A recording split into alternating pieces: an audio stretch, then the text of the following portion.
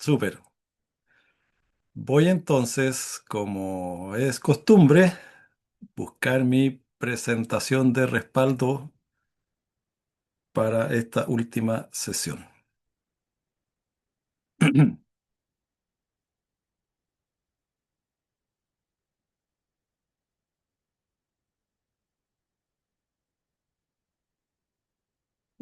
Ya, por ahí está.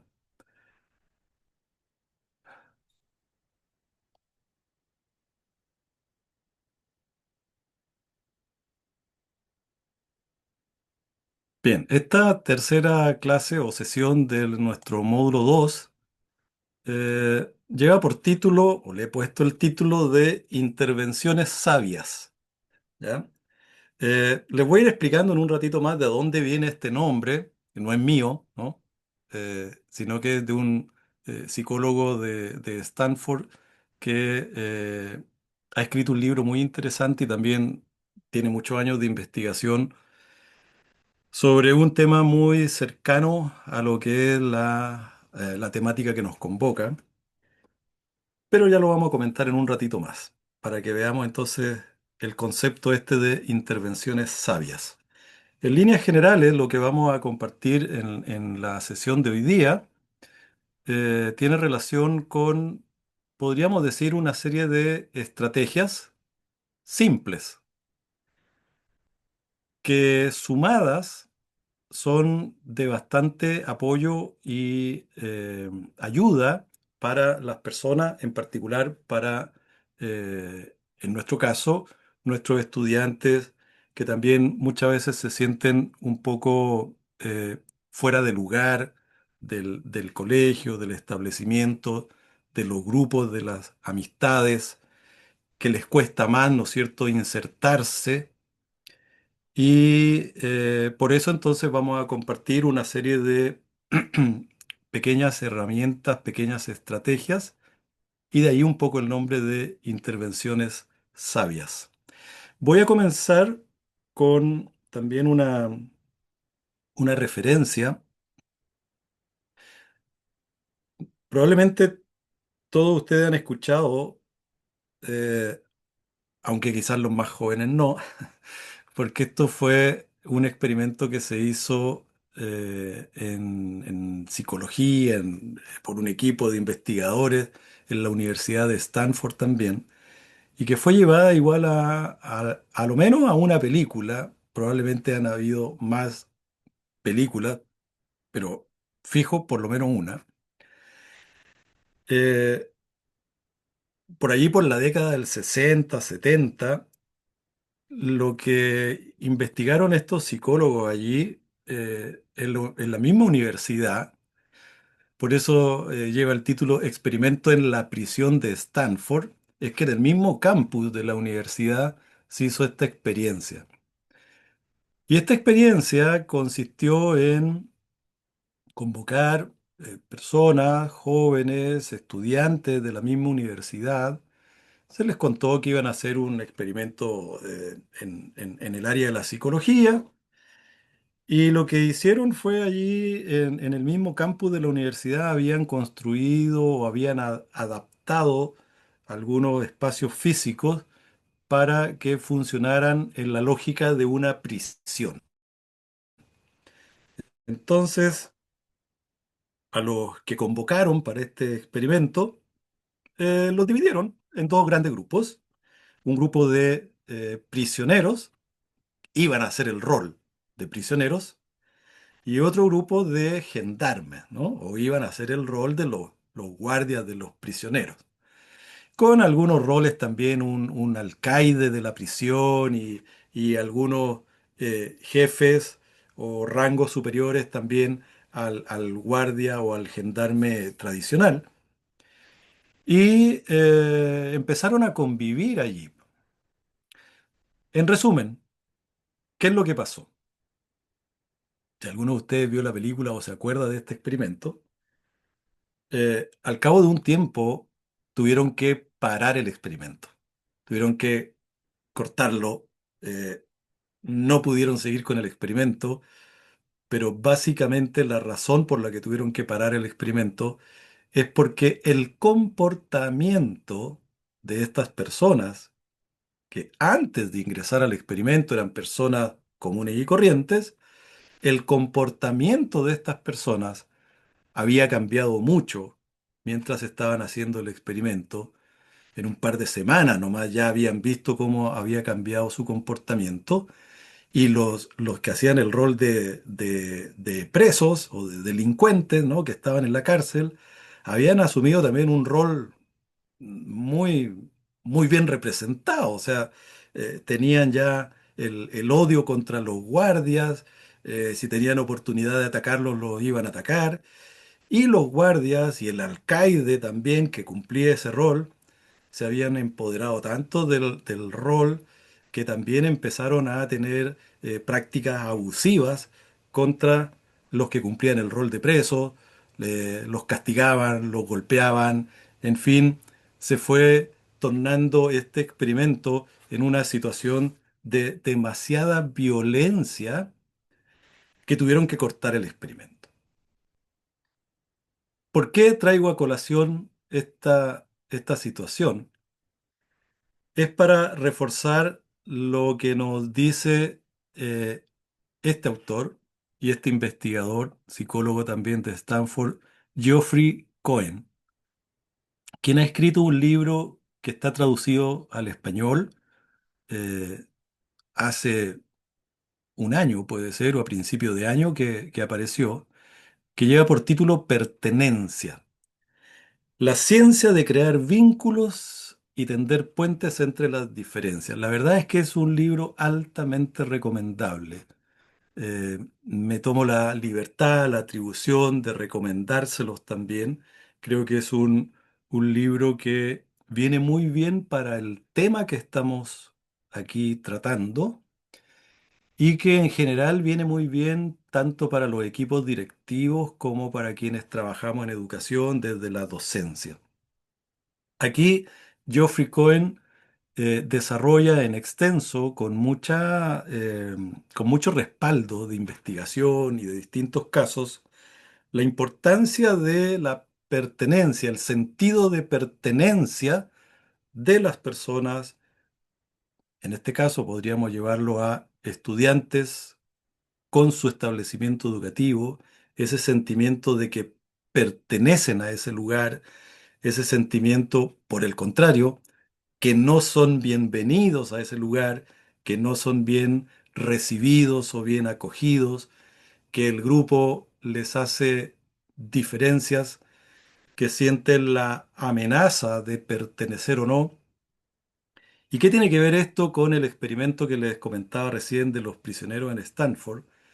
Es que la investigación de Geoffrey Cohen tiene una altísima relación o se motiva, toma como referente el hecho de que, dice él, los comportamientos pueden ser altamente influenciados por el ambiente.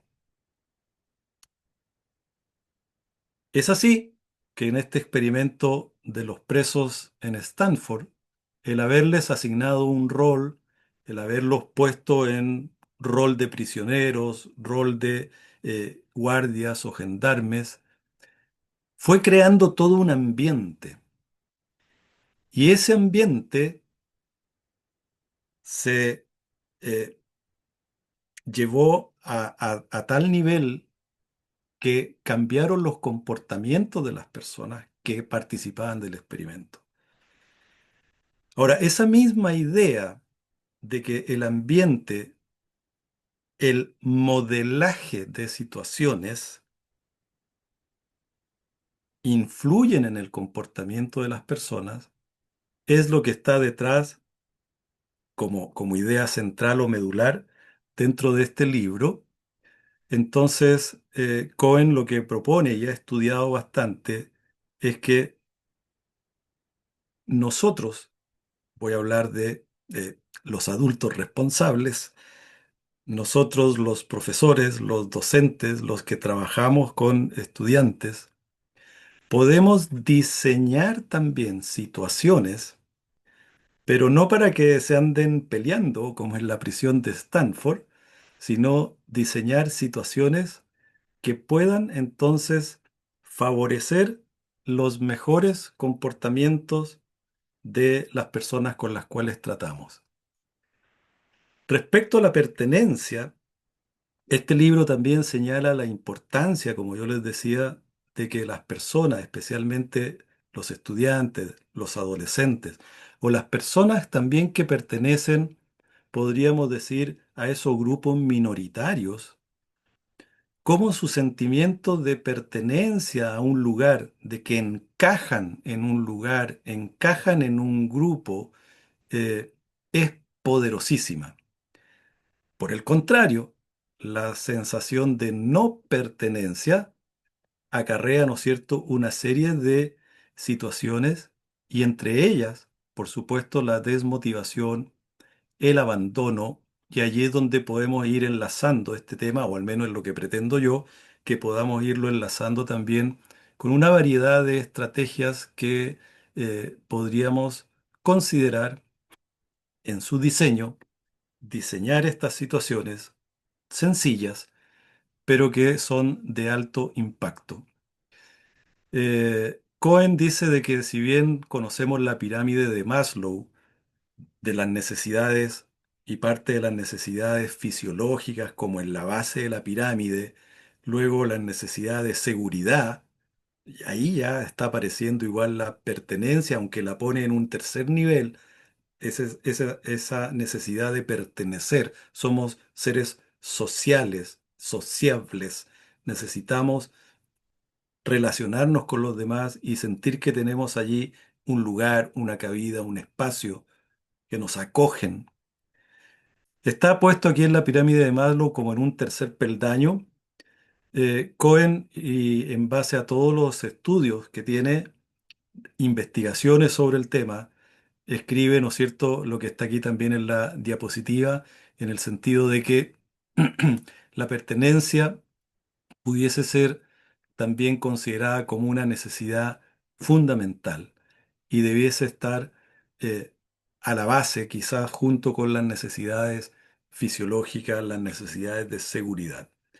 Por eso hago un poco esta recomendación también, me parece un libro muy interesante y muy recomendable, y de allí yo he extraído algunas ideas, otras vienen de otras partes, para nuestra sesión del día de hoy. Eh, ya lo señalaba un poquito en esta conversación introductoria, que el sentido, la sensación, la percepción de, incluso yo creo que todos hemos pasado en algún momento, por más adultos que ya seamos, de tener esta incertidumbre si pertenecemos a algún lugar, a un grupo, en el colegio, en el trabajo, en la universidad, en nuestro vecindario. eh, y yo creo que todos hemos pasado por esta incertidumbre de pertenencia. Y como lo define Cohen, es el estado mental en que una persona sufre dudas sobre si está siendo aceptada plenamente en un entorno concreto o si llegará a ser aceptada alguna vez. Y esta incertidumbre de pertenencia tiene efectos nocivos. Nuestro horizonte de posibilidades, dice Cohen, se encoge. Asumimos una interpretación defensiva y autoprotectora. Estamos más dispuestos a inferir que somos incapaces o que no debemos estar ahí. Probablemente esa sensación la han tenido también varios de nuestros estudiantes que han dejado de asistir al colegio, teniendo esa duda de si pertenecen a ese lugar. Como digo, esto especialmente en las investigaciones demuestran de que es mucho más eh, notorio en las personas que son también de algunos grupos minoritarios que por tiempo se han sentido como más desplazados o menos acogidos. Entonces, producto de la relevancia de esto, es que Cohen, ¿no es cierto?, nos regala ese libro, Pertenencia, y salen varios detalles que yo creo que pueden ser buenas herramientas para trabajar en el rol en el que estamos ahora, desde la educación, desde los equipos directivos, e ir incorporando, ¿no es cierto?, estos elementos también en nuestro trabajo, en nuestros entornos diarios. Hay aquí una encuesta de pertenencia que yo le he hecho una pequeña adaptación para que sea igual como más fácil de utilizar, sin tener necesariamente que suscribirse, ¿no es cierto? Eh, y esta es una adaptación de la encuesta de pertenencia de Geoffrey Cohen de 10 preguntitas, y creo que también podría ser una herramienta interesante de poder aplicar en nuestro entorno, en los colegios, en los estudiantes, en cursos completos, en fin, ir levantando también esta información respecto a cuál es la percepción que tienen, en este caso los estudiantes, de su sentido de pertenencia en el colegio. Evidentemente, si su sentido de pertenencia es bajo, allí habría como una lucecita de alerta que habría que atender y que nos estaría dando una señal, eh, ojalá que la pudiésemos tomar oportunamente, como para detectar una situación de, comillas, riesgo de abandono, porque el no sentirse que pertenezco a un lugar, ¿no es cierto?, tiene que ver con varias situaciones negativas, como el sentirse menoscabado, tener menos autoestima, lo que al final puede llevar, ¿no es cierto?, a no persistir en los desafíos, rendirse más fácil y abandonar. Abandonar ya sea las tareas, los desafíos, como abandonar el lugar porque sienten que no encajan allí finalmente. Entonces, esta herramienta podría darnos algunas luces al respecto.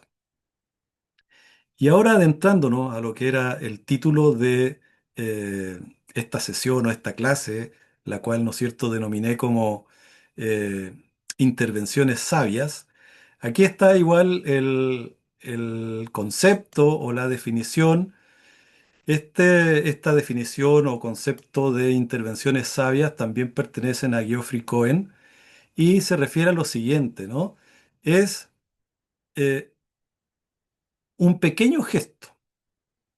Puede ser un comentario amable. O sea, un pequeño gesto basta a menudo para alterar una situación o la percepción que se tiene de ella, de maneras que pueden aliviar tensiones y hacer que las personas se sientan apreciadas e incluidas. O el efecto contrario, o sea, también un pequeño gesto, un comentario que no sea amable, podría generar esa percepción de que no eres bienvenido, no eres bien recibido, y te haga dudar respecto a si eres aceptado o pertenece a ese lugar, ¿no? Mirado desde el lado positivo, es que Geoffrey Cohen utiliza la expresión intervenciones sabias para decir que se refiere a la creación de situaciones ingeniosas que desbloquean nuestro potencial para el bien. O sea, una intervención sabia pudiese ser algo muy pequeño, muy simple, pero de un impacto poderoso que puede hacer sentir a la otra persona que es bienvenida, que es acogida y en el fondo trabajar en su sentimiento de motivación para no decaer y para seguir adelante y para enfrentar distintos tipos de situaciones. ¿Qué intervenciones sabias podríamos tener? Y aquí es donde uno podría decir, hay infinidad de ellas, hay muchas, y tal vez muchas de ellas ya las hemos estado realizando, pero tal vez no conocíamos que podrían ser denominadas como intervenciones sabias. Ahora, Cohen ha realizado una serie de investigaciones, ha escrito bastante también sobre el resultado de estas investigaciones, y entonces uno puede decir de que hay bastante también material, eh, documentos de respaldo que hablarían también del efecto que generan estas intervenciones sabias, vale decir, pequeñas acciones, pero que están bien diseñadas, bien ejecutadas en momentos oportunos, en condiciones que así lo ameritan y generan entonces un efecto muy positivo en las personas. Y voy a compartirles algunas de estas ideas como intervenciones sabias y que también lo que está aquí de fondo es que esto está asociado con los dos temas anteriores que hemos venido abordando en estas sesiones. Si nosotros tenemos entonces una visión compartida, como la que ustedes crearon, ¿no? Hacia dónde queremos ir como institución, como escuela, como colegio. Trabajamos más allá de nuestra autoridad formal del liderazgo y nos vamos relacionando, vamos compartiendo valores, vamos preocupándonos por las personas, por quienes trabajan con nosotros, con quienes nos relacionamos, vamos también construyendo una cultura, ¿no? Y esa cultura va a tener una influencia muy grande sobre las personas que interactúan dentro de esa cultura. Así como el experimento de los presos de Stanford, en donde queda muy claro que el ambiente, que las condiciones generan cambios de comportamientos. Por eso decíamos que es tan importante trabajar también el tema de la cultura con creencias, con valores, y eso nos va a dar todo el soporte para que ahora las distintas personas, hablemos, por ejemplo, los y las profesoras que trabajan con nosotros en el colegio, los docentes, los no docentes, al tener claridad de propósito, al convivir en una cultura que también nos va influenciando, van a ver más probabilidades de que a los distintos profesores, profesoras, miembros de la comunidad, se le ocurran también estas intervenciones sabias, estos pequeños gestos, pequeñas situaciones, pequeños diseños de situaciones que van a ir en favor de comportamientos, en este caso especialmente enfocado a los comportamientos de nuestros estudiantes y favorecer, ¿no es cierto?, su autoestima, su pertenencia, su ánimo, su resiliencia y no decaer frente a las adversidades, sintiéndose reconocidos, sintiéndose acogidos. Ejemplo de alguna de estas intervenciones sabias, una de ellas, que también puede parecer muy simple, pero que también le investigó Cohen y su equipo, fue el uso de las historias. Entonces ellos hicieron varias investigaciones a nivel universitario y también a nivel de colegio, especialmente en aquellos estudiantes que son como recién llegados, ¿ah? En la universidad, los que están empezando su primer año de universidad. En el colegio, los que están haciendo algún cambio, una transición, ¿no es cierto?, de un ciclo a otro, y entonces donde también las condiciones cambian y se sienten un poco fuera de lugar. ¿Qué fue lo que hicieron? Y aquí en la lámina está expuesto lo que hicieron particularmente con estudiantes de primer año de la universidad, donde el primer año todos sabemos que es difícil, cuesta adaptarse, eh, hay muchos cambios en rutinas, en maneras de trabajar, en personas, en exigencias, etcétera. Y entonces hay muchas personas que en ese momento están sintiendo que les está yendo mal, que no son capaces de salir adelante, se sienten frustradas, frustrados, con deseos de abandonar muchos de ellos. Eh, y esta intervención sabia, pequeño acto, bien diseñado, para provocar un efecto positivo, fue el de incluir estudiantes de tercero, de cuarto año, para que fueran donde estos estudiantes de primer año y les contaran su historia, les contaran su trayectoria, si queremos decirlo así también, de su paso allí en la universidad. Eh, Compartían sus historias con el propósito, ¿no es cierto?, de hacerles ver a estos chicos de primer año que la transición en la universidad es difícil, que habrá muchos momentos en los que te sentirás perdido, fuera de casa, pero entiende que eso es normal, tú eres una persona normal y esa situación le pasa prácticamente a todo el mundo y también va a pasar. Con el tiempo te darás cuenta cómo empiezas a formar nuevas amistades, empiezas a tomar el ritmo de los estudios y entonces estas historias, que es un elemento, como digo, muy simple, muy sencillo, pedir a chicos de años superiores que compartan sus historias con estos chicos que están recién llegando, llevémoslo al tema del colegio, que son los alumnos nuevos, que pasaron de un ciclo a otro, en fin, contarles historias desde sus propios pares sobre lo que ha sido también su trayectoria. Estas historias, dice, fueron diseñadas para transmitir que si sientes que no encajas, no es algo exclusivo de ti, ni de tu raza, ni de tu género, ni de tu origen étnico o condición de alguna condición especial. Esto hay que entenderlo como que es una situación por la que todos pasamos, hay que persistir un poco y vas a salir adelante. Se juntó esta intervención sabia de las historias con también el apoyo de un tutor adulto, de algún otro profesor o profesora de la institución educativa, para que tuviese un horario disponible de atención, una hora semanalmente en caso de ser requerido por este grupo de estudiantes. ¿Qué fue lo que descubrieron con esta intervención sabia? O sea, aquí, por eso, una de las gracias de esto es que son ideas simples, pero que están bien documentadas con resultados, ¿no es cierto?, que nos dan mayor ánimo de decir esto puede ser una buena idea también, simple de implementar y que podemos obtener buenos resultados.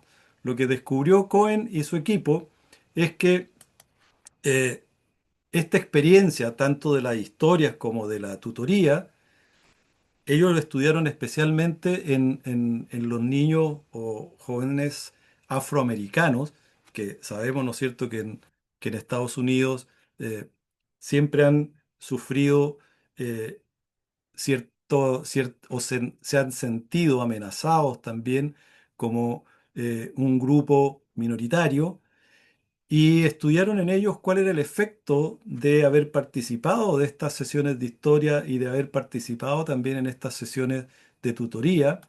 Y dice, durante sus 4 años de universidad, o sea, esto fue aplicado solo cuando estaban en primero, pero durante sus 4 años de universidad obtuvieron mejores calificaciones, reduciendo la brecha de rendimiento entre ellos y sus compañeros blancos en aproximadamente un 50%. Entonces, cuando tenemos un poco de habilidad y un poco de sabiduría, dice Cohen, para moldear las situaciones, podemos marcar una gran diferencia. Y aquí está, ¿no es cierto?, este concepto que es de las intervenciones sabias, que son, como decimos, pequeñas acciones con cierto diseño para apoyar y generar una percepción y sensación de mayor pertenencia, de mayor motivación, y esto genera grandes efectos en las personas. Pequeñas acciones con grandes efectos positivos. Eso es lo que definiría a intervenciones sabias. Otra intervención sabia que también está muy documentada por Cohen y su equipo es lo que ellos han denominado autoafirmación de valores. También trabajaron, ¿no es cierto?, con niños de escuela, de distintos cursos, eh, con niños de séptimo, especialmente hay también bastante documentación al respecto, en donde esta intervención sabia, este pequeño acto de autoafirmación de valores también tuvo efectos muy positivos. ¿Y en qué consiste esto de autoafirmación de valores?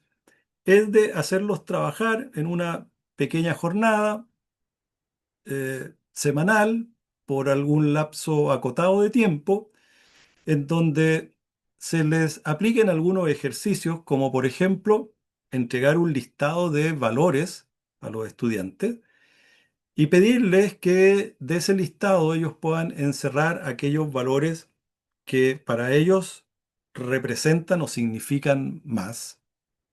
Luego se les pide que piensen y reflexionen unos momentos por qué esos valores son importantes para ellos. Y en tercer lugar, que en unas pocas frases describan, ¿no es cierto?, por qué esos valores son relevantes para ellos, que se puedan concentrar en sus pensamientos, sentimientos, no te preocupes de la ortografía, la gramática o lo bien escrito que esté.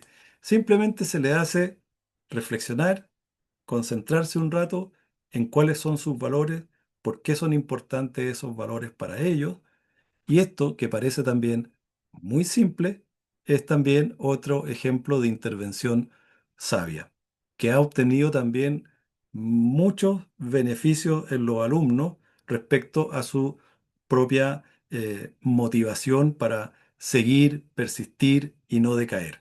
Recuerdan los valores, hacen una asociación, se autoafirman en esos valores y eso les da energía como para seguir adelante. Otra intervención sabia, denominada así, es cómo trabajan los profesores con la retroalimentación. Y esto también fue investigado por Cohen y su equipo respecto a que generalmente cuando los y las profesoras entregamos la corrección de los trabajos, de las pruebas, muchas veces lo hacemos, ¿no es cierto?, tachando, rayando o diciendo esto no, no, eso está mal, qué sé yo. Como un acto normal, por tiempo, en fin, se suele hacer así, pero lo que descubrió como intervención sabia y la propuesta de Cohen y su equipo, ellos investigaron qué pasaba, tuvieron grupos de control igual, donde empezaron a introducir esta pequeña intervención sabia en la retroalimentación de los profesores a sus estudiantes. ¿Cuál era? Que incluyeran algunas expresiones junto con corregir, rayar, todo lo que habitualmente se hace, pero la intervención sabia estaba en agregar, en incluir algunos comentarios donde expresaran altas expectativas hacia los estudiantes. Por ejemplo, como algunas que están aquí en la lámina, en donde en el encabezado, en el momento de entregar la retroalimentación, la corrección de la prueba, del trabajo, en fin, hubiese un párrafo que comenzara diciendo, por ejemplo, me resulta evidente que te has tomado la tarea en serio. Por ello, voy a entregarte estas recomendaciones. Y ahí venía después algunas sugerencias de cómo mejorar la tarea. Pero la gran intervención, la gran diferencia, estaba en incluir un pequeño párrafo reafirmando la preocupación del profesor por su estudiante. En el fondo, reafirmando que te veo, te reconozco, eres importante para mí, tú tienes un lugar aquí, perteneces a este lugar.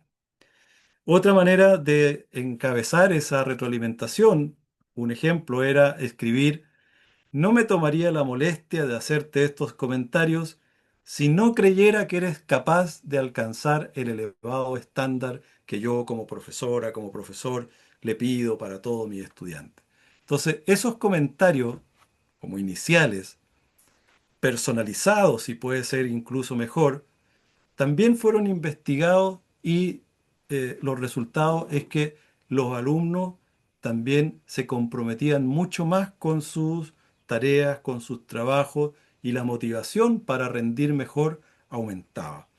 Otro ejemplo de esta intervención sabia en la retroalimentación sería escribir una pequeña frase que diga, mira, te doy esta retroalimentación crítica porque tengo estándares altos y creo firmemente en tu capacidad para alcanzarlos.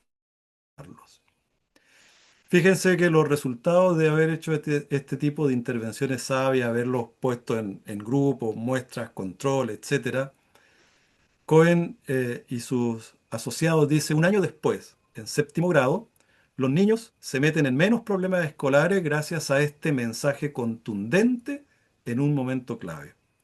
Y años después tienen más probabilidades de triunfar en la universidad gracias a ese mensaje, yo podría decir mensaje simple, sencillo, de su profesor, tal cual como este, ¿no?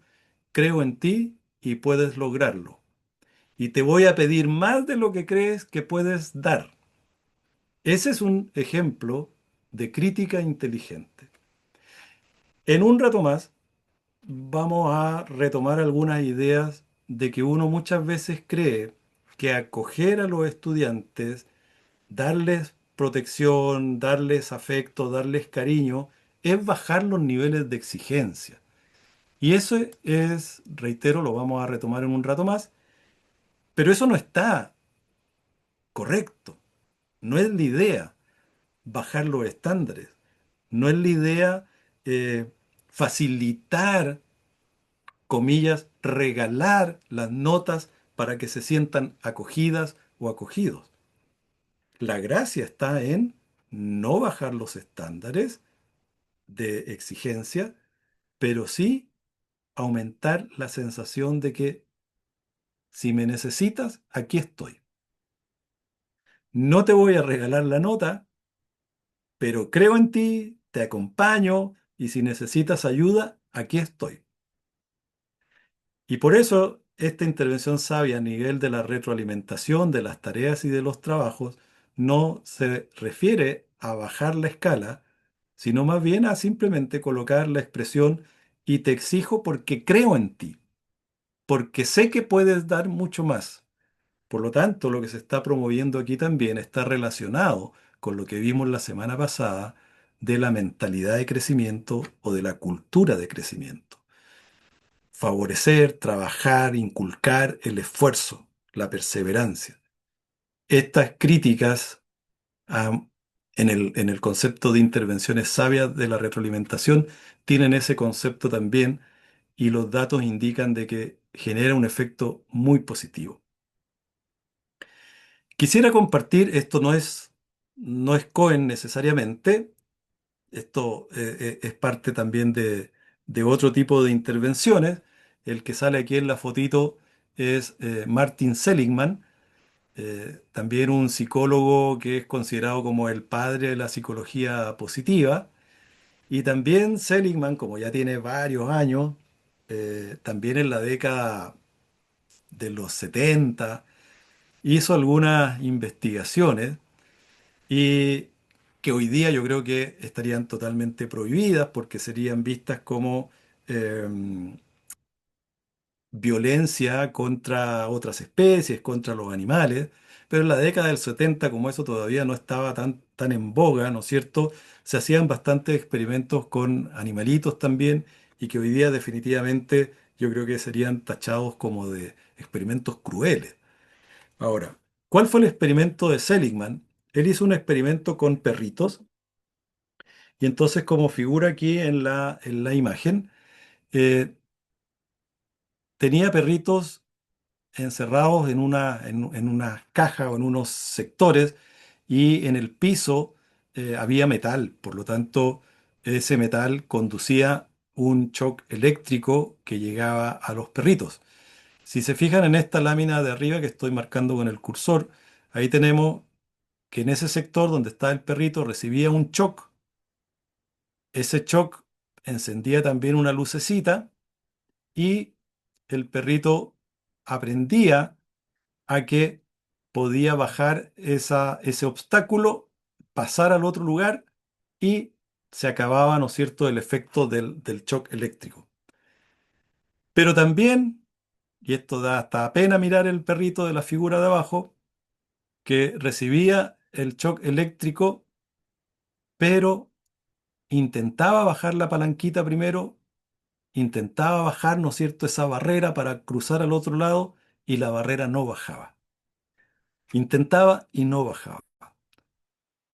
Por lo tanto, seguía siendo expuesto al shock eléctrico, llegando un momento a darse por vencido el animalito. Y al darse por vencido era como que razonara y dijera, no vale la pena seguir intentando bajar esa barrera para pasar al otro lado. Mejor me quedo aquí y asumo que voy a estar sufriendo estas descargas eléctricas y lo que haga no va a valer la pena en el fondo. Y de allí entonces de donde viene este concepto de la desesperanza aprendida o la indefensión aprendida. Cuando he intentado, y esto es muy aplicable a nosotros los seres humanos, ¿no? Este fue como el experimentito en animalitos, pero que es también vivido por las personas y por los niños, niñas y adolescentes con mayor intensidad aún. Y es que cuando intentan algo y no les resulta, se empiezan a frustrar y aparece en ellos también esta desesperanza aprendida. Entonces, también está asociado con esto de si bajamos nosotros los estándares, bajamos la norma y se lo hacemos todo muy fácil, también vamos a estar contribuyendo a que no tengan resiliencia, no tengan perseverancia y se desmotiven rápidamente y no tengan la fuerza, ¿no es cierto?, como para seguir intentando. Ahora, eso por un lado. Por otro lado, también en educación se ha visto mucho que podemos ser los y las profesoras eh, generadores de esta desesperanza aprendida en los estudiantes o de esta indefensión aprendida. Cuando, por ejemplo, lo voy disculpando las y los profesores de matemática, pero es como quizás el ejemplo más recurrente y que tal vez muchos también así lo vivenciamos, lamentablemente, es que se nos hacía difícil entender la matemática. A veces estudiábamos, eh, nos sacábamos como la mugre según nosotros, trasnochábamos y todos hacíamos nuestro mejor esfuerzo según nosotros, e igual nos iba mal. Tal es así que se iba produciendo en nosotros esta también indefensión aprendida o desesperanza aprendida sobre ciertas materias, sobre ciertas situaciones, sobre ciertas disciplinas. Como digo en el ejemplo, decir, y soy negado para las matemáticas porque a mí siempre me ha ido mal en eso, ¿no? Producto de una serie de experiencias, entonces, negativas, las personas, especialmente los niños, niñas, jóvenes, adolescentes, este, son más propensos también a generar esta sensación de indefensión aprendida, cuando en reiteradas ocasiones van suponiendo haber dado su mejor esfuerzo y no obtienen resultados. Eso también estaría asociado con una mentalidad, como vimos la semana pasada, mentalidad fija, porque creo que haga lo que haga, no voy a superarme, no voy a ser capaz de rendir más, de mejorar. Y allí, como digo, los y las profesoras también, a través de intervenciones, comillas, sabias, podríamos ayudar a cambiar esa percepción. Y si las intervenciones no son sabias, seguramente lo que vamos a hacer es estar mandando señales que en realidad no son capaces, ¿no? Se ha estudiado que esa indefensión aprendida, vale decir, esfuerzos que no rinden frutos, y que se va acumulando la frustración en las personas, incluso tienen una modificación epigenética, o sea, factores ambientales. ¿Se acuerdan cuando vimos la semana pasada cómo también factores ambientales en la tribu Moken afectaban la contracción pupilar, que uno podría decir, bueno, esa es una modificación genética?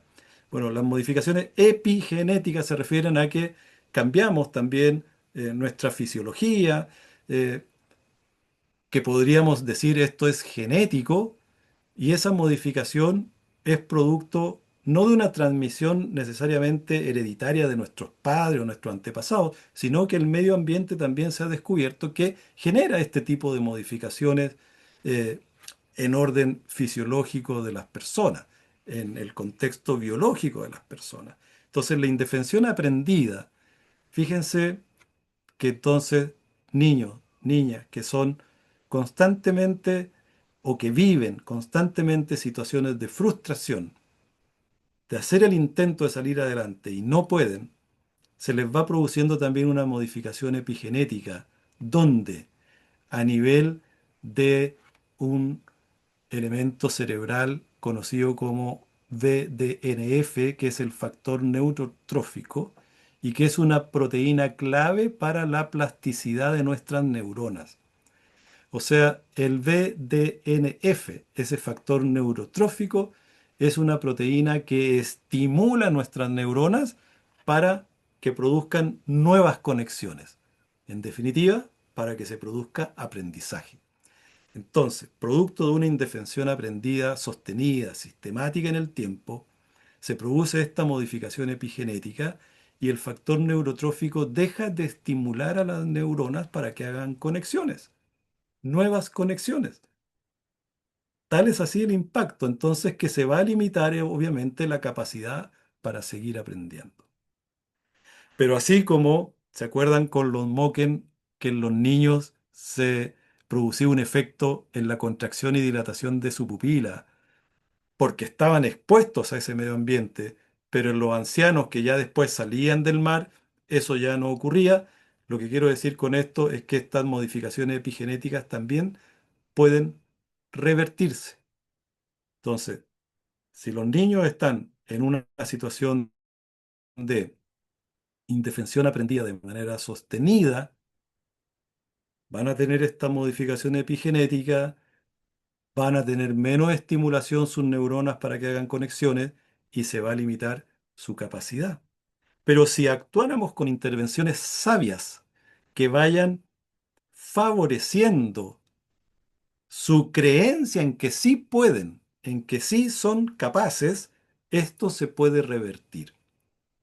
Por ejemplo, una intervención sabia sería, disculpen otra vez, con las mismas matemáticas, si siempre le ha estado yendo mal en matemáticas, una intervención sabia sería, asegurémonos de que puedan resolver los ejercicios. Quizás comencemos con una primera evaluación con menos contenido para que haya más probabilidad de que les vaya bien y con eso, ¿no es cierto?, tengan a lo menos una experiencia de éxito. Cuando tienen una experiencia de éxito, se les ilumina el rostro.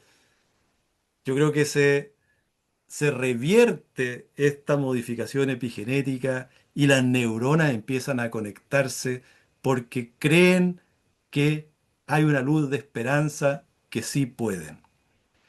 Lo que se ha visto, digo, como en casos no muy positivos, es que en diversos estudios se ha comprobado que basta con que el docente corte en seco de repente y con rudeza la pregunta de un estudiante para que dicho estudiante y muchos de sus compañeros dejen de hacer preguntas y se resignen en silencio, aunque quizás no entiendan alguna o muchas cosas que les explique el profesor.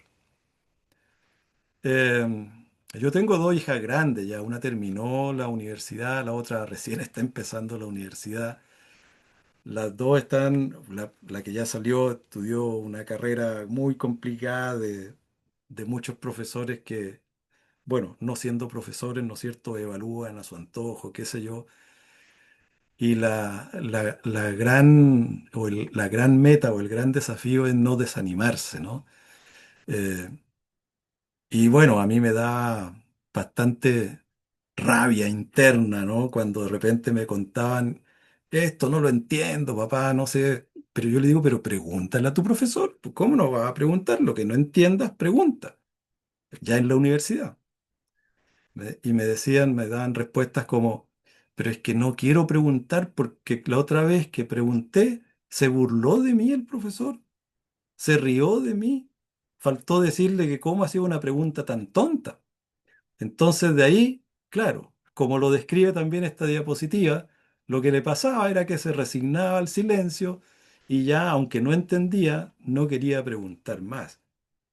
Situaciones de indefensión aprendida que a veces, no quiero atribuir que los y las profesoras lo hayamos hecho con una intención negativa, pero a veces replicamos modelos, así fuimos educados, seguimos enseñando igual, eh, aplicando lamentablemente modelos que no son de intervenciones sabias, sino todo lo contrario, ¿no? Basta que nos hayan dicho algunas veces, tú no sirves para esto, dedícate a otra cosa, para que realmente adquiramos esa mentalidad fija y esa indefensión, ¿no es cierto?, aprendida. Las principales consecuencias asociadas a la indefensión aprendida son un incremento en la probabilidad de tener síntomas depresivos, ansiedad, pérdida de autoestima. Afecta tres ámbitos cognitivos claves: el motivacional, el emocional y el cognitivo. O sea, todo el campo dado, la puerta abierta para que también jóvenes, niños y niñas que están en esta situación abandonen, ¿no es cierto?, muchas veces los estudios porque sienten que no son capaces. Por eso es que hablábamos también la semana o la clase anterior de la importancia de trabajar esta mentalidad de crecimiento, porque cuando los estudiantes, los jóvenes, las personas, todos creemos que podemos, es una manera de salir, ¿no es cierto?, de esta indefensión aprendida. El mismo Seligman, que había hecho el experimento con los perritos y que da este concepto de indefensión aprendida o desesperanza aprendida, plantea una estrategia, una pequeña estrategia que también, como digo, no está bajo el concepto de intervención sabia, pero yo creo que da lugar para que la consideremos también una intervención sabia para trabajar esta indefensión aprendida. Y dice, lo que hay que hacer es, hay que tratar de cambiarle esta pauta explicativa que tienen las personas. O sea, las personas están sintiendo que no son capaces, que no pueden. Y el método que propone Seligman es el método que lleva la simbología o la abreviación de A, B, C, D, E. La A corresponde a la adversidad. Entonces la idea es poder sentarse y hacer un pequeño trabajo de metacognición con la persona que está pasando por esa adversidad y decirle, bueno, hablemos de qué te ha pasado, ¿no? La A de adversidad, ¿qué te ha pasado? Por ejemplo, oh, es que estudié tanto y me fue mal. Ok. La B es de las creencias. Bueno, ¿y qué crees tú? ¿Que eres capaz? ¿Que no eres capaz? No, yo ya he estudiado tantas veces, lo he intentado de tantas maneras que me sigue yendo mal, así que yo creo que ya estoy negado para esto, estoy negada para esta asignatura o para esta situación. La C de consecuencias sería, bueno, ¿y qué piensas entonces hacer a continuación? Bueno, lo más probable es que como ya he hecho y he probado tantas veces, o abandone el ramo, o abandone la carrera, o capaz que alguien diga, ¿no es cierto? No, y como estudiante yo no tengo mucho que hacer aquí, así que mejor me voy a dedicar al trabajo, me voy a ir, qué sé yo, a otro lado y cambiar mi objetivo de vida. Aquí ya no tengo espacio, ¿no?, en este lugar, porque lo intenté, pero me va mal. Bueno, y lo que plantea Seligman es tratar de cambiar esta pauta explicativa ABC, incorporando D y E. La D es abordemos las creencias y tengamos una discusión sobre esas creencias. Tú crees que no eres capaz, pero ¿qué tal si intentamos indagar un poco más de cuáles pueden haber sido las causas por las cuales no te ha estado yendo bien? No creo que sea porque no tengas la capacidad. Yo creo que puede ser porque te está fallando tu método de estudio. Tal vez te está fallando tu estrategia para prepararte para esa evaluación. ¿Cuánto tiempo estudiaste? No, es que en realidad estudié la noche anterior. Bueno, tal vez allí está entonces la parte que hay que cambiar. Tu estrategia no está siendo la correcta. ¿Viniste a todas las clases? ¿Asististe a todas las clases? O sea, discutir esa creencia de esa creencia no puedo, no soy capaz, y hacerle ver que tal vez la falla está en la metodología de estudio, en la estrategia, no has venido a clase, no tienes tu cuaderno al día, no has hecho las tareas que el profesor ha dado, no has ido a preguntar. Entonces, brindar apoyo para ofrecer otras estrategias que ojalá, ¿no es cierto?, le puedan brindar una esperanza, una motivación y hacerle cambiar esa creencia respecto a que no puede. Y bueno, trabajemos otras estrategias. Esa es la D de discutir las creencias. Y la E de energización, que se va a producir una mayor motivación cuando, ¿no es cierto?, entregamos otras opciones de cómo abordar el desafío. Entonces, dar también, ofrecer un apoyo externo, dar tutoría, dar algún tipo de estrategia nueva, ayudar a que se prepare mejor. Y si efectivamente para una siguiente evaluación le fuese mejor, estoy poniendo el ejemplo de una evaluación, habríamos ayudado, ¿no es cierto?, a esa persona a que empiece a tener esa luz de esperanza, cambiando sus creencias, en el fondo también ayudándole a cambiar su mentalidad, que producto de la desesperanza aprendida ya se ha ido transformando en una mentalidad fija de que creo que no soy capaz, ayudándolo a que cambie en una mentalidad de crecimiento, dándole, ¿no es cierto?, una mirada de veamos opciones, estrategias, mejoremos tu metodología para prepararte.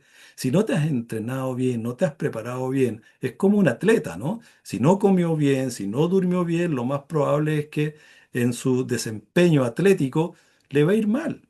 Entonces es lo mismo en el caso de los estudios, si no nos hemos preparado bien, pero no es porque no puedas, no seas capaz. Tal vez necesitas ser más disciplinada, más disciplinado, necesitas tener mejores hábitos, trabajemos en eso, pero no es que no puedas. Otra situación que también puede estar dentro de estas intervenciones sabias es el entender también cómo funcionamos las personas y en particular cómo funciona nuestro sistema nervioso simpático. Cuando nosotros como personas percibimos temor, percibimos alguna amenaza, como por ejemplo tenerle miedo a un profesor para preguntar por qué se ha burlado antes de mí o se ha reído de mí, eso ya me genera un ambiente de amenaza.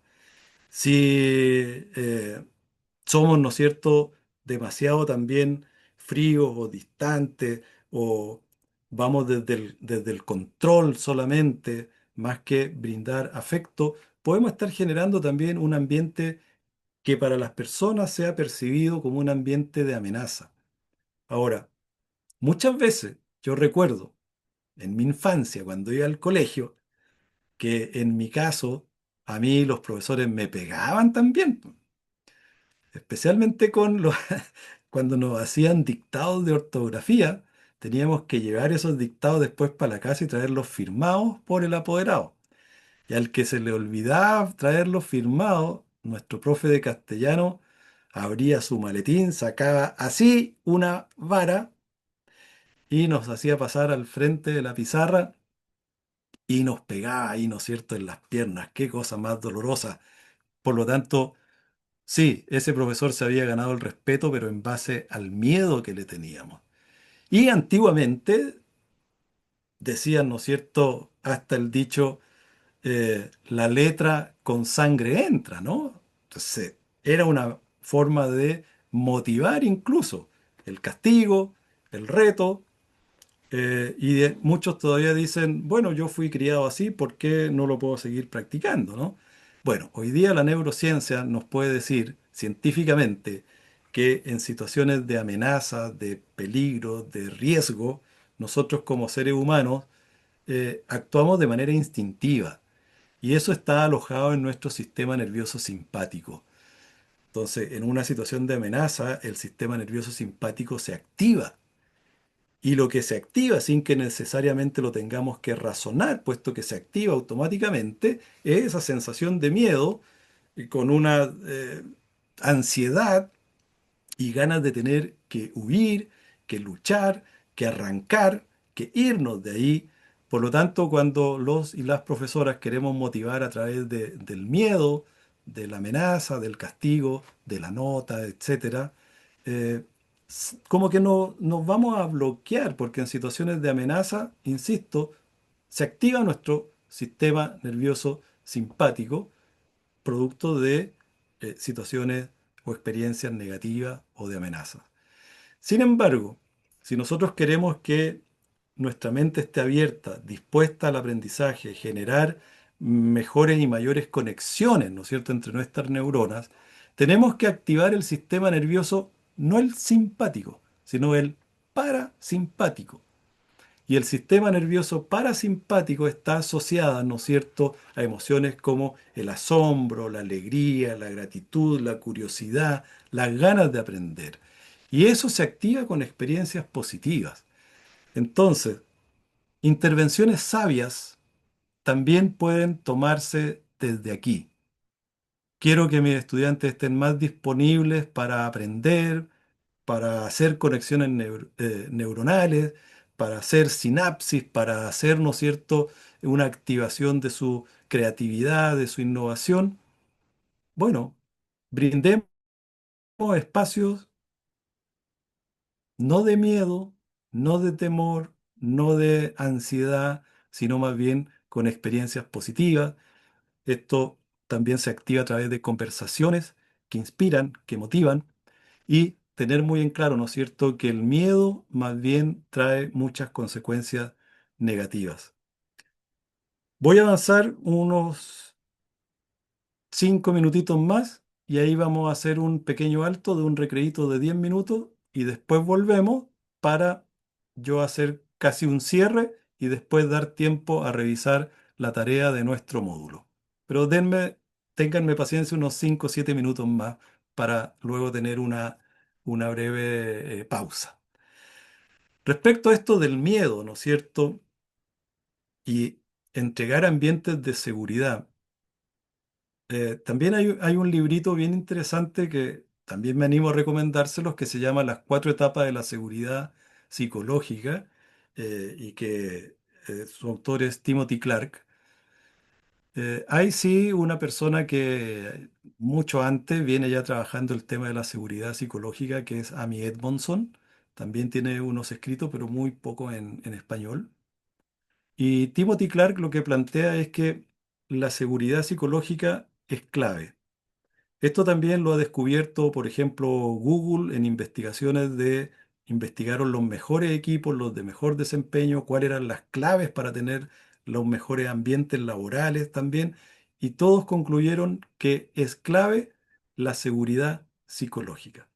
¿Y cuál es la seguridad psicológica? Esa sensación de que yo no me siento amenazado ni en el lugar donde estoy y siento que puedo opinar con libertad, me siento incluido y así es como Timothy Clark dice de que la seguridad psicológica pasa por cuatro etapas que están aquí en este diagrama. Lo primero es siento seguridad porque me incluyen. O sea, al ser uno incluido, invitado al grupo, invitado a participar, estoy aumentando la sensación de seguridad. La segunda etapa de la seguridad psicológica es tener seguridad para aprender. Por ejemplo, puedo preguntar. Lo que no entiendo, lo pregunto. Y lo pregunto sin miedo porque nadie me va a atacar, nadie me va a hacer bullying, nadie se va a reír de mí. Eh, por lo tanto, me empiezo a sentir más seguro porque tengo esa seguridad para aprender. Lo que no sé, lo pregunto. Los errores no me asustan los errores, los entiendo como que es parte del aprendizaje. Así que este también es un tema que nos da para mucha creación de intervenciones sabias igual, ¿no? Cómo trabajamos el tema del error, por ejemplo. La tercera etapa tiene que ver con la seguridad para contribuir. O sea, yo en ese ambiente de seguridad psicológica, la tercera etapa es que puedo opinar, puedo dar mi punto de vista con toda seguridad de que no se van a reír, no importa que esté malo lo que diga. eh, Además, van a agradecer mi contribución, van a tomar en cuenta mis ideas. Y la cuarta etapa, que es ya llegar a cumplir completamente con un ambiente que da seguridad psicológica, es que incluso nos atrevamos a innovar. Entonces, la primera etapa es seguridad de inclusión, la segunda, seguridad de aprendizaje, la tercera, seguridad de contribución, la cuarta, seguridad de innovación, de proponer cambios. Y eso es también algo que debiésemos de tener presente quienes estamos dirigiendo una institución, que en nuestra institución, ¿no es cierto?, se dé esta seguridad psicológica para quienes trabajan con nosotros, para nuestros estudiantes y que, ¿no es cierto?, tengamos esa posibilidad de sentirnos incluidos, de no tener miedo de aprender, de preguntar, de que el error es para aprender, de que toman en cuenta mis ideas y eso me abre perspectivas también incluso para traer nuevas propuestas y poder trabajar en aspectos de innovación. Podríamos trabajar como una idea. eh, Ustedes tienen esta presentación, podrían desarrollar un poco estas ideas también con su equipo de profesores, por ejemplo, con los profesores jefes que pudiesen mirar sus cursos y poner como un termómetro de seguridad psicológica en el curso. Poder identificar, escribir, elaborar algunos indicadores que uno pudiese decir, a ver, ¿cómo anda la seguridad de inclusión en mi curso? ¿Será que mis estudiantes se sienten todos incluidos o hay algunos que se están sintiendo más bien excluidos? ¿Qué indicadores podrían ayudarnos a levantar esa información? Respecto a la seguridad de aprendizaje, en mi curso, mis estudiantes sienten esa seguridad para aprender, para preguntar, que sus profesores acogen sus preguntas y no les dicen ninguna pesadez, por decirlo de alguna manera. ¿Qué indicadores podrían ayudarnos a levantar esa información? Lo mismo sobre la seguridad de colaborar. ¿Qué indicadores podríamos tener para aquello? La seguridad, ¿no es cierto?, de proponer cambios. Es, como digo, un ejercicio que se podría también trabajar a nivel de cursos, a nivel de profesores, y todos estos indicadores que uno podría ir elaborando con su equipo de profesores sería información valiosa como para ir detectando cómo andan los niveles de seguridad psicológica también, por ejemplo, a nivel de cada grupo curso en el colegio. Bien, vamos a hacer una breve pausa en este minuto. Vamos a ir a un pequeño recreo y volvemos en... Vamos a hacer un recreo cortito, así como para ir a buscar el café o alguna cosa muy rápida. Volvemos en 10 minutos, ¿ya? Eh, 19:13 tengo, volvemos 19:23, 19:25 ya yo voy a estar continuando con un pedacito que me falta para luego dedicarnos a resolver la tarea. Así que dejo de compartir mi pantalla y aprovechemos unos 10 minutitos de recreo.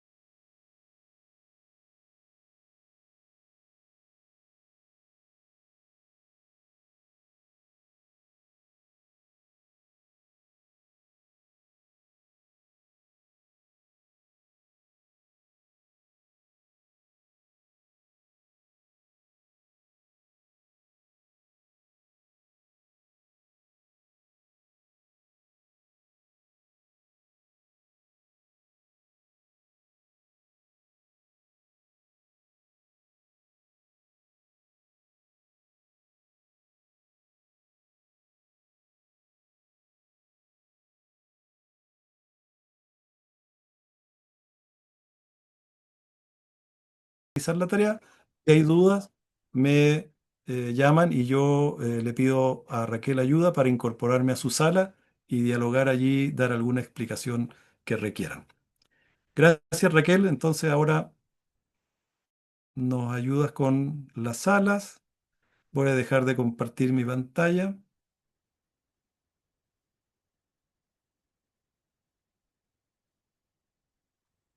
La idea es que esta tarea la puedan avanzar, la puedan organizar y tendrían hasta el próximo miércoles como para subirla a la plataforma, ¿ah? Entonces tendrían una semana más para trabajarla, pero es una tarea sencilla de aplicación. Yo creo que hoy día la dejan ya prácticamente lista.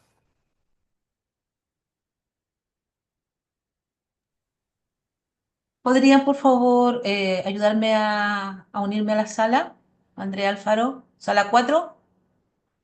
Gracias.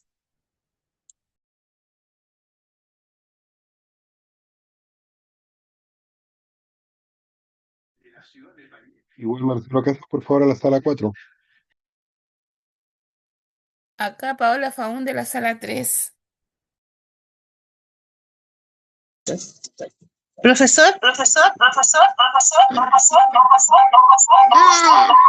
Perdón. Profesor, ¿Sí?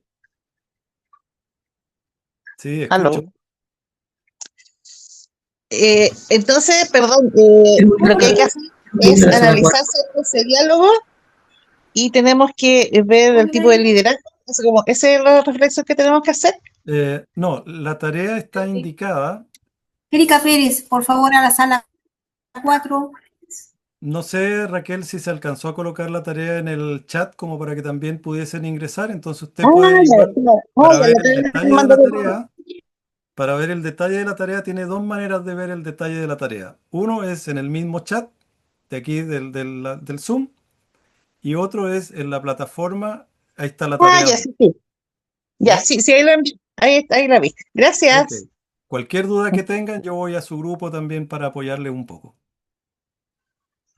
Súper, gracias.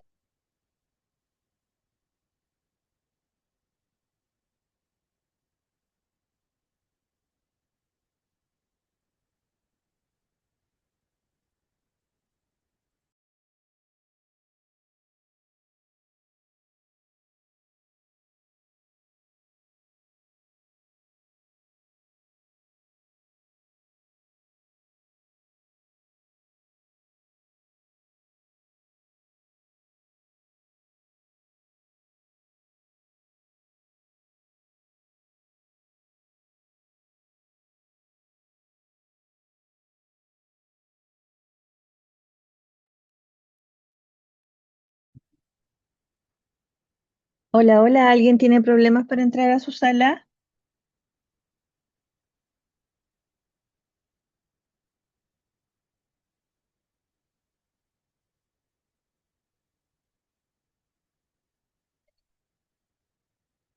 Hola, hola.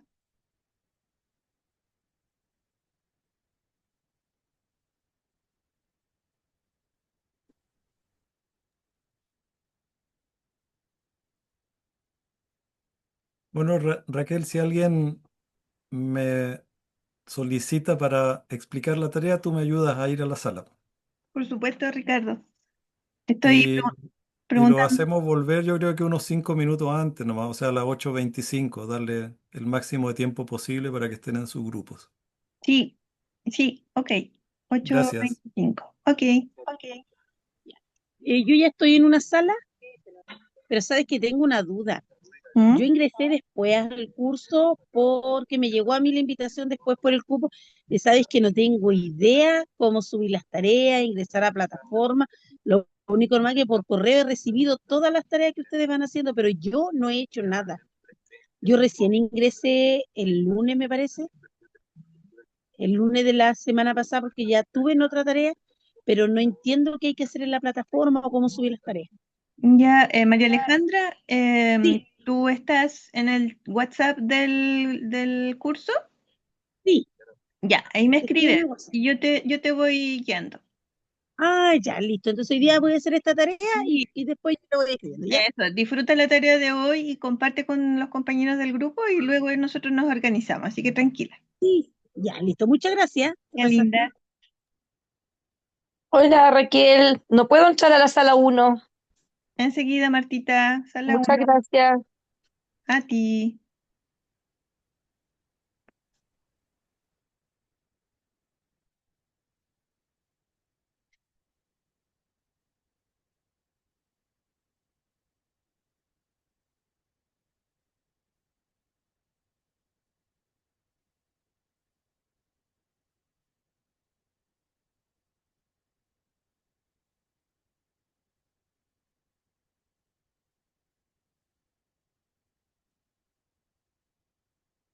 Hola Ingrid, ¿necesitas alguna ayuda?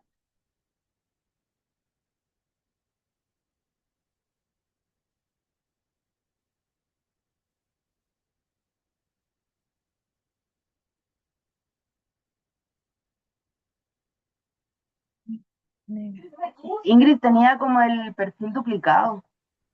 Sí, la voy a llevar también a la sala 2. Ahí está con el otro perfil.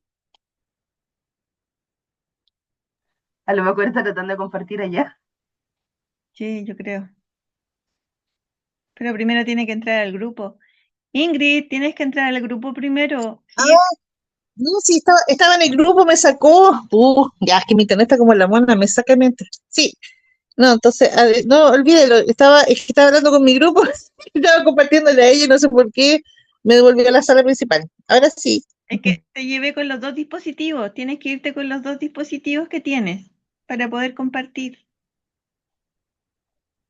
Ahí está.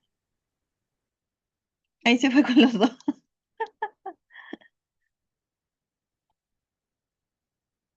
Nos vemos más ratito. Ya, vale.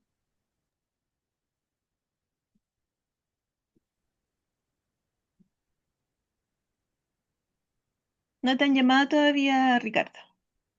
Ya, aquí estoy. Ya, yo estoy aprovechando de pasar lista. Como están en los grupos, están más ordenaditos, así que. Germán Pereira. ¿Quieres que te envíe o todavía no? No, no, al que me necesite nomás. Ya, Aquí voy a estar. ok, yo te aviso.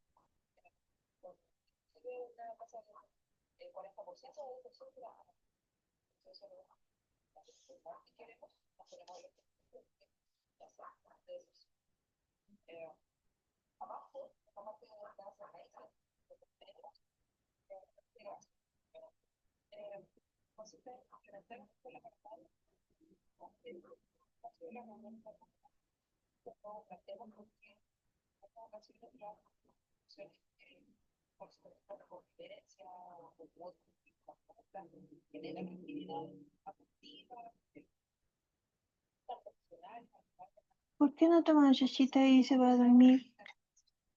¿Con qué va a ir mañana? ¿Pantalón? Ay, me duele aquí. Mira, mira, tengo ahí. Sí. Mira, ahí. Y aquí es, Ponte algo aquí, helado. aquí. Mira, ahí tengo morado. Es que no quiere dormir. Es que está cansada. Pues nosotros tenemos clase hasta las 8:30. Es que, o sea, no tengo sueño, no estoy cansada, es que me duele. Tómate un antiinflamatorio.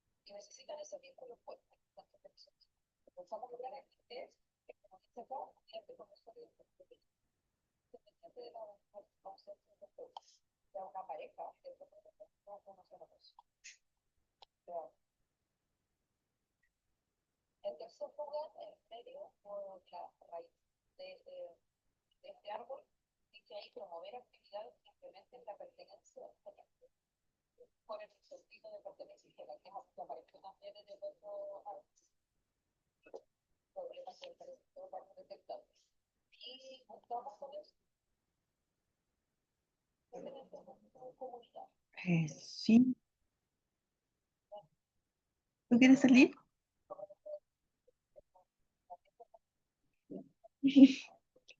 ¿Te hago un pancito?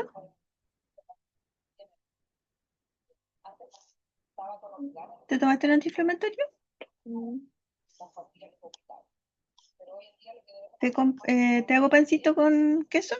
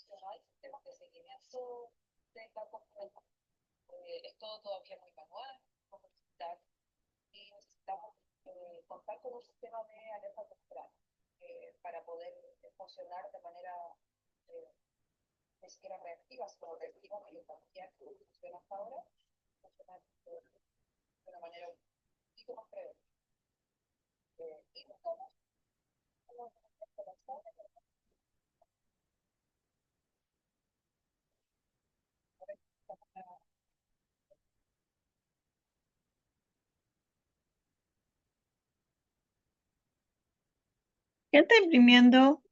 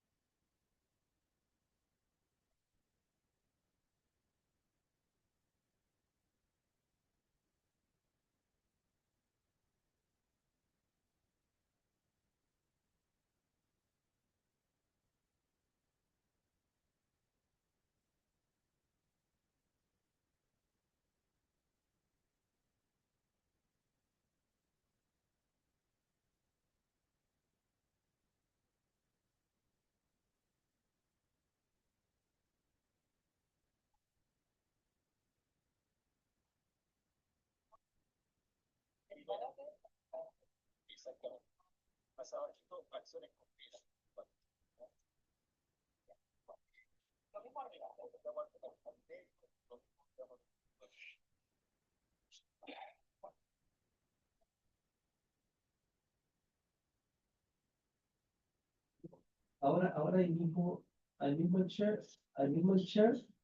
al mismo donde cliqueó, haga clic ahí. No le aparece. Ah, es que no va a poder proyectarlo porque es un documento, no un PowerPoint. Sí. Si lo quiero ver más grande, si lo quiero ver más grande, si el porcentaje. Al otro lado.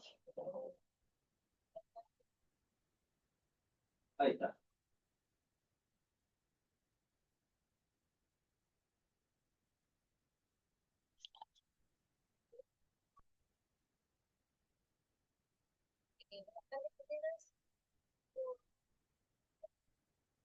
Estefan, no.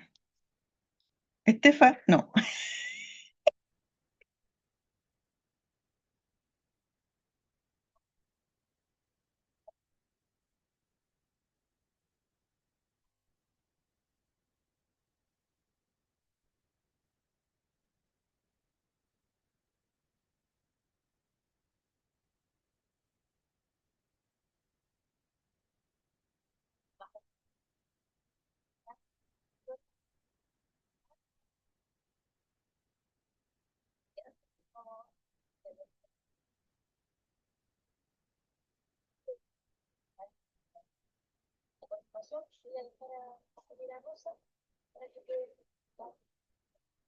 Sánchez.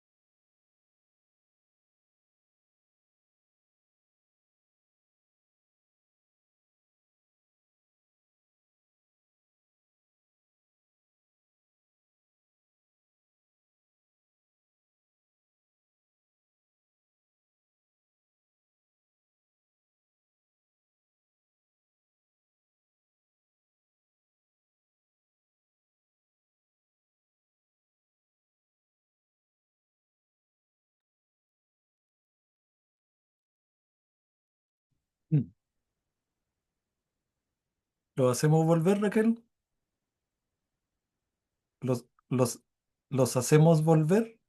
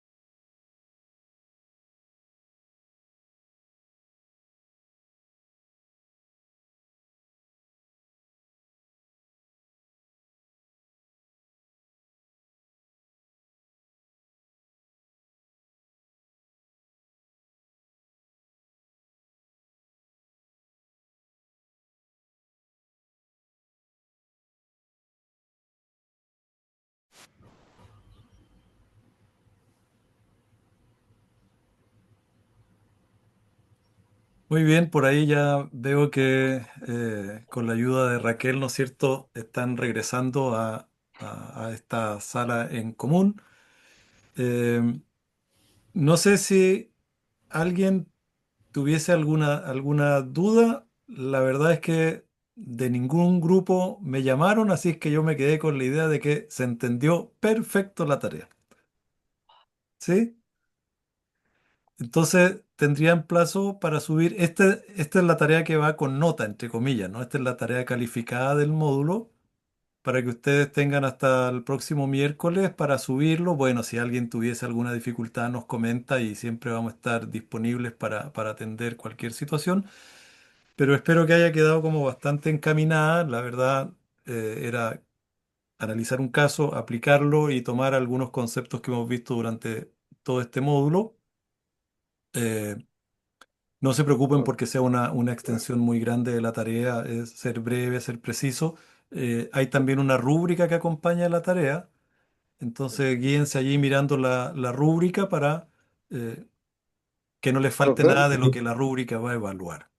profe, ¿nos ¿Ya? podría precisar de mejor forma de qué se trata la pregunta número 2? ¿Me la puede leer? La pregunta dice, creencias y valores presentan una cultura de crecimiento que asume el cuidado y desarrollo de la persona del caso. Sí, en la clase la clase pasada, en la clase pasada, allí casi al final de la clase hablé de lo que era la cultura de crecimiento. Eh, Hay una PPT también donde ponía algunos elementos claves de la cultura de crecimiento en comparación con la cultura fija, de mentalidad fija. Pero en líneas generales, una cultura de crecimiento se va a caracterizar porque en una cultura de crecimiento tenemos la creencia de que todas las personas pueden aprender, todas las personas pueden mejorar si uno quiere. En este caso, cómodo del diálogo escogido podría representar perfectamente un estudiante de colegio donde vemos que como que no cumple el estándar, ¿no? Esas cuatro virtudes podrían ser perfectamente nuestras normas de convivencia, nuestro estándar del alumno correcto.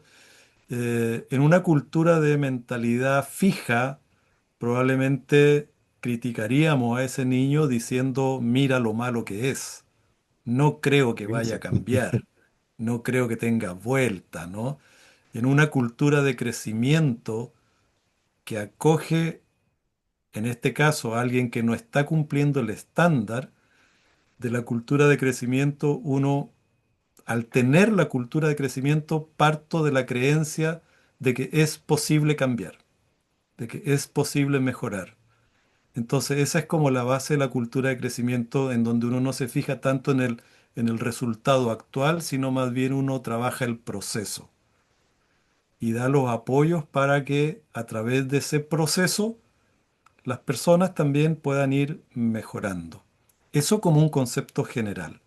No sé si ayuda un poco allí la respuesta. Eh, Profesor, ¿le puedo hacer una consulta también? ¿Sí? Eh, Tiene que ver con si era un proceso técnico o adaptativo. Así No, es. esa es otra de las consultas que existe. No obstante, pueden darse las dos cosas según nuestro grupo, por lo menos lo que estábamos tratando de conversar nosotros. Sí, Depende del punto de vista si se ve que es de parte del emperador o de parte de cómo. claro. Eh, les voy a prácticamente dar la respuesta allí, porque no se me ocurre mucho cómo explicarlo sin dar la respuesta, ¿no? Eh, entender que un elemento diferenciador de los desafíos técnicos y los desafíos adaptativos es que los desafíos técnicos se resuelven con, por ejemplo, protocolos, hacemos A y llegamos a B. Los desafíos técnicos se resuelven muchas veces con la experiencia de que eso ya lo resolvimos antes también. No necesitamos salir hacia una zona nueva de aprendizaje, de descubrimiento. En cambio, los desafíos técnicos sí tenemos que animarnos a salir a nuevas zonas, más allá de nuestra zona de confort. Eso sería lo adaptativo. En los adaptativos salimos de nuestra zona de confort más Claro, allá. sí, claro. Entonces, cuando hablamos que nos enfrentamos a desafíos adaptativos, tal vez no tenemos todas las respuestas porque es algo nuevo y que además implica muchas veces o casi siempre cambios. Cambios de comportamientos, cambios incluso a nivel de la cultura, de lo que encontrábamos aceptable en una cultura, de esas costumbres o maneras de operar, y en el desafío adaptativo nos adentramos en ese mundo un tanto desconocido. Entonces, cuando tratamos, creo yo, con niños que a veces nos sacan de nuestra zona de confort y no sabemos mucho cómo tratarlos incluso, creo que definitivamente estamos en un desafío adaptativo. Gracias, profesor. ¿Algo más que quisieran consultar o preguntar? Profe, yo tengo una pregunta, pero tiene relación con la plataforma. Lo que pasa es que en el módulo anterior yo pude descargar los PPT para poder leerlo y revisarlos, porque no me gusta mucho estar frente al computador, estoy todo el día y más encima acá. ¿Habría alguna posibilidad de que los pudieran publicar de la misma manera para así yo poder descargarlos en el trabajo y poder leerlo en mis tiempos libres de manera... Ah, ya, perfecto. Gracias, Sí, profe. entiendo que la plataforma ha estado con algunos problemas, pero creo que ya se solucionaron. No sé si Raquel tiene alguna información. Levantaba el dedito, decía que sí, así es que asumo que ya están como... No, no, la verdad es que no dependen de Raquel también esos problemas, para que no se malentienda. Raquel nos ayuda, la plataforma depende de otro equipo de la Universidad de la Frontera que ha estado solucionando algunos problemas de plataforma, pero entiendo que ya está operativo y creo debiese entonces de poder descargar sin problema lo de módulos anteriores y lo del módulo 2. Está más estable el ingreso a la plataforma, pero voy a revisar lo que dice Francisco. A lo mejor no está en formato PDF para la descarga, así que lo voy a ver enseguida. Muy bien, vamos a revisar eso y ponerlo a disposición de ustedes. Eh, miren, voy a hacer un intento por compartir de nuevo un último minuto, que es que a ver si puedo compartirles un ejemplo de intervención sabia, que no es de Cohen, pero ustedes ya entendieron que el concepto lo pone Cohen. El concepto se lo robamos a Cohen de intervenciones sabias, pero ahora nosotros podemos tener miles de creaciones de intervenciones sabias. y quiero así como para despedirnos a ver si es que les puedo mostrar una que yo diría un súper buen ejemplo de intervención sabia y por eso se los quiero compartir. Tal vez a alguno ya les llegó porque me llegó por WhatsApp y lo pueden haber visto. Y yo dije, oh, aquí está una súper buena intervención sabia para compartir. Voy a intentar compartirlo, ¿ah?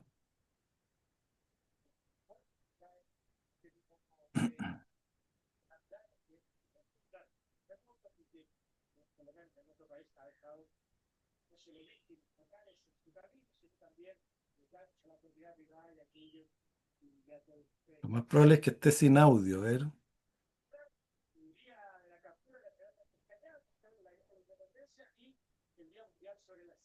Tienes que compartir el audio de tu computador. Tienes que dejar de compartir. Y cuando vayas a compartir al lado derecho te aparece que compartir audio. Perdón, Raquel, no te escuchaba. Ahora sí. ¿Dejo de compartir? Sí, compártelo de nuevo. Y Ya. cuando le vayas a compartir, fíjate al lado derecho hay unos cuadraditos que dice compartir audio del...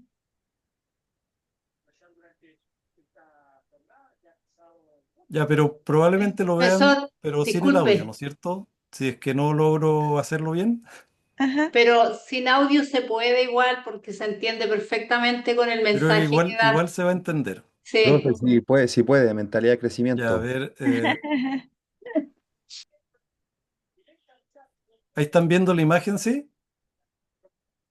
Ya resulta de que en un curso, ¿no es cierto?, allí en China, una profesora se le ocurrió voy a usar la expresión intervención sabia para su curso.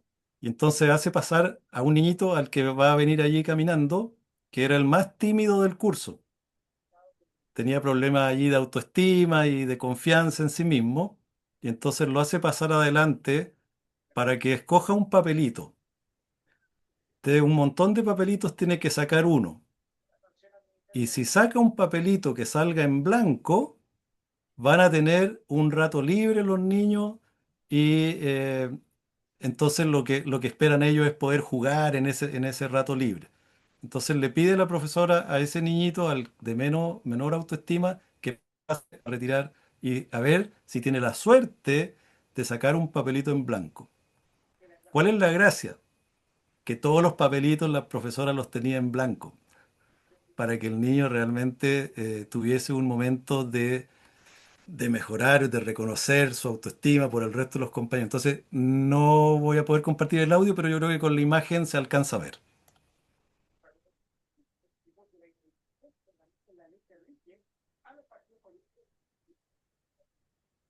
Ahí va para sacar los papelitos. Le dan ánimo a sus compañeros para que saque ojalá el papelito en blanco.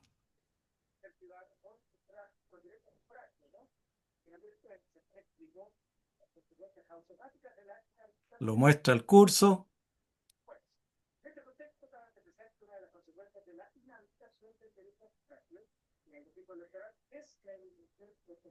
Lo que provoca obviamente el reconocimiento, la algarabía.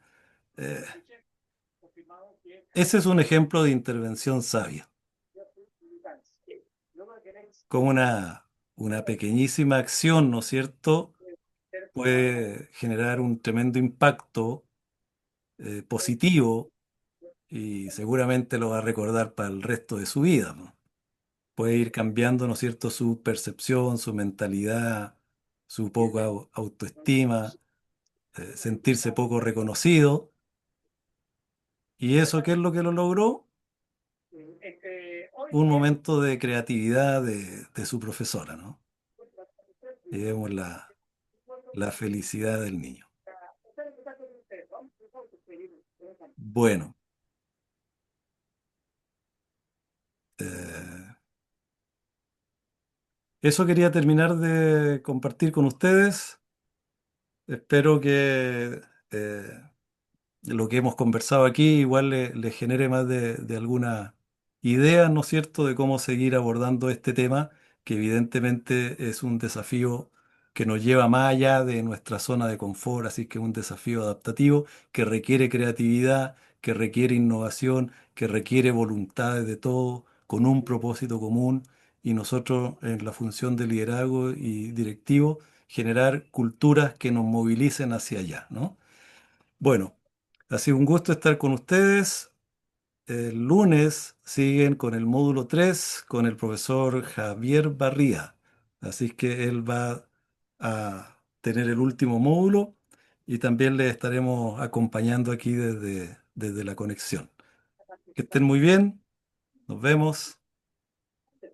Acuérdense de subir sus tareas hasta el próximo miércoles. Ah, ya justo iba a Gracias, preguntar eso. profe. Nos vemos. Que Ya, Gracias, estén muy perfecto, bien. muchas profesor. Gracias por gracias. Gracias, todo. profesor. Chao. Presentación muy Gracias. Gracias, activa. profe. Chao, muchas gracias.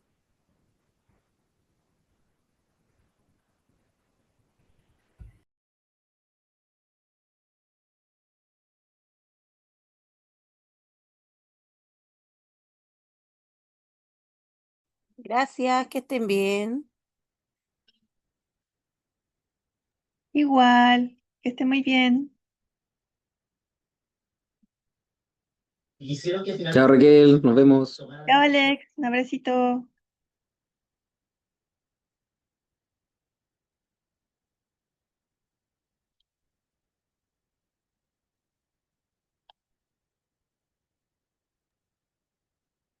Gracias por ser mi Pepe Grillo. Descansa, Bella. Igual, descansen, que estén bien. Tú también. Abrazo.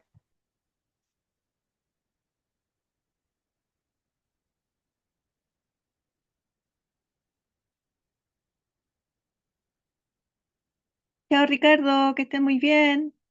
Chao Raquel, nos vemos. Gracias por todo. Excelente clase. Gracias.